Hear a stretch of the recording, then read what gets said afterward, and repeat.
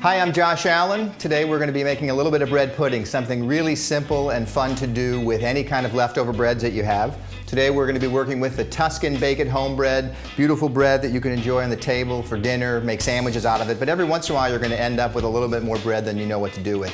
And the best thing to do for your family is to make a little bread pudding. This one couldn't be much easier. We're going to start with 2 loaves of Tuscan bread because we want about 1 pound of bread here. You can use any bread that you want. The Tuscan's really nice. You can certainly cut this recipe in half if it ends up that you've got just 1 loaf. So we're just going to take the bread, real quickly cube it up, dice it up into some nice sized pieces, 1/2 inch or 1 inch cubes.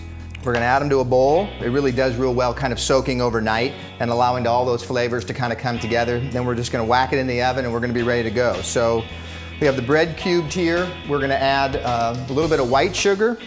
Actually, a little bit more than a little bit. Let's not pretend there's not sugar in bread pudding. We've got white sugar, we've got brown sugar, we've got 5 eggs that I've just kind of beaten just lightly in order to help with the incorporation. We've got a little bit of cinnamon, got a little bit of nutmeg, and a little bit of salt. And then we've got a little bit of vanilla. Just pour that in. And then I took a pint of heavy cream and a pint of half and half, and I just warmed it on the stove a little bit because we just want to be able to melt all these ingredients together. Gonna pour it right over the top. Make sure that you pick a bowl that's big enough to handle all this, obviously. And it's gonna be really, really soupy right now because what hasn't happened is the bread hasn't absorbed all of these wonderful liquids and all this flavor. And then all we're gonna do is let this sit overnight. You can let it sit for 1 hour or 2 hours if you're trying to do it on the same day. Overnight is best in the refrigerator. Just cover it, stick it in the refrigerator, and it's gonna be terrific the next day. And then when you're ready to bake, you're gonna turn your oven to 375. You're going to put it into a casserole pan, and then you're going to take it out of the oven after about 45 minutes or 1 hour once it's set. It'll jiggle still a little bit in the middle, but once it's set. This one we just took out of the oven a couple of minutes ago. It's actually still warm. It will rise and fall like anything does a lot when you have eggs in it. It'll fall a little bit after it comes out of the oven.